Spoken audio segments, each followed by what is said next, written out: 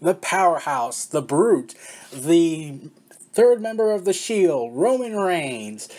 He, okay, I gotta be honest, he was my favorite member of the Shield coming out through this entire run, and I've been certainly enjoying his singles run. He certainly has been doing great for the last few months. I want to also address his criticisms, like how, oh, he's one of the Samoan dynasties and whatnot, and I'm like, no, that just because he's The Rock's cousin doesn't guarantee success. I'm like, look at the Usos. It took them 4 years. Look at Rikishi. He got a upper to main event push, but it never really materialized. Look at Umaga. He went ahead and was in the main events, but ultimately he eventually got lost in the shuffle, even though he's Samoan. So really, I never got that claim about the whole Hawaiian Anoya family being, oh, they're at the top tier, so that basically guarantees them famous and whatnot, even though that really doesn't. And I found it horribly disrespectful when fans booed at Roman Reigns when Rikishi mentioned him at the Hall of Fame ceremony. Like, wow, like, that's kind of cruel. Are you gonna, like, boo somebody at someone's funeral because you don't like the guy? It's a ceremony, and Rikishi's just listing out family members. In case everyone forgot, Roman Reigns is a family member of Rikishi. Their family, pretty much. So, what's with this whole boo Roman Reigns this, boo Roman Reigns that? Like, I was knowing that heading into WrestleMania, Roman Reigns was going to get hated on. But I was surprised they let him go through the crowd. Like, okay, yeah, that's a boss right there. That is a boss right there. To pretty much have the cojones to say, you know what, I'm going to go through the crowd. I don't care if they want to go ahead and kill me. And yeah, I know he was with security guard. That made him look more badass. It reminded me of Goldberg.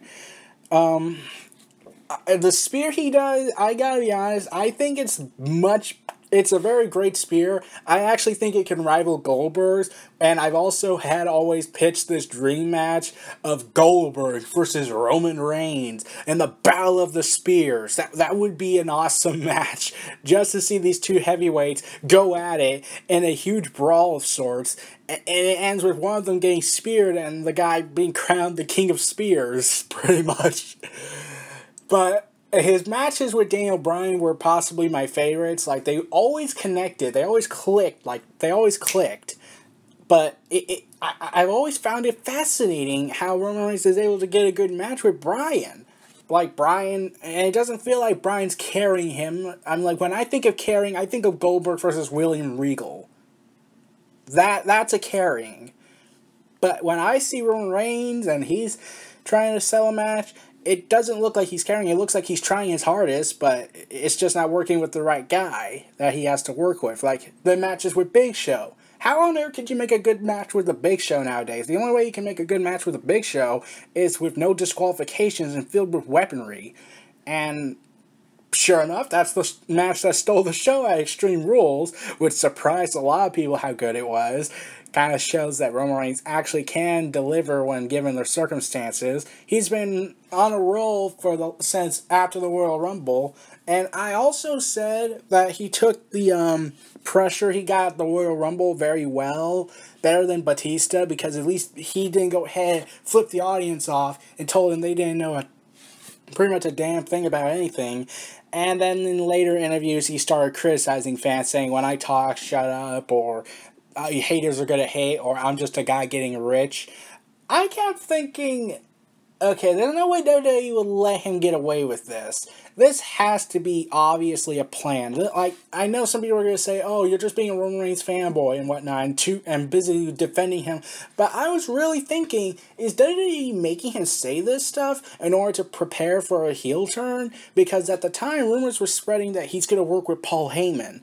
He's going to betray Brock Lesnar again. This is like, what, the second or third time he would do so? And Brock Lesnar would later get revenge and go after Roman Reigns and Paul Heyman after WrestleMania, so there was certainly that going on, but it never materialized, and I would love to see Roman Reigns work with Paul Heyman. I certainly love to see it. He's been adding new moves to his arsenal, which surprises me because he's adding, like, what? I kept a mental list. Last time I checked, it was 18 different movesets, and he's able to showcase a lot of it, and I'm thinking, no, WWE would never allow that many varieties. They don't like having people with varieties, or except for lightweights or people who have no future to them. But not top guys. Look at John Cena. He can showcase his abilities, but he's being restricted to just do his signature 5 moves of doom. Or wait, 6 moves, since he now is allowed to do the springboard stunner. And I know people were also saying, oh, he's the next John Cena and whatnot. No, it could be much worse. He could be the next Hulk Hogan if he continues if he hung around John Cena and Hulk Hogan and hearing them give him advice, basically being an egotistical asshole. But, like, I'm hoping Roman Reigns doesn't turn out like Hulk Hogan and John Cena with how they go ahead and control and dictate things in their own messed up ways. But Roman Reigns, I see him as the next big thing in WWE. In fact, I actually initially thought he was like Brock Lesnar a bit. He had a little bit of Triple H in him, he had a bit of Brock Lesnar's intensity, and he had a bit of Goldberg's edge to it. It just felt like that to me. So I think that's why, because he reminded me so much of these heavyweight brawlers, and I certainly saw this guy's going places.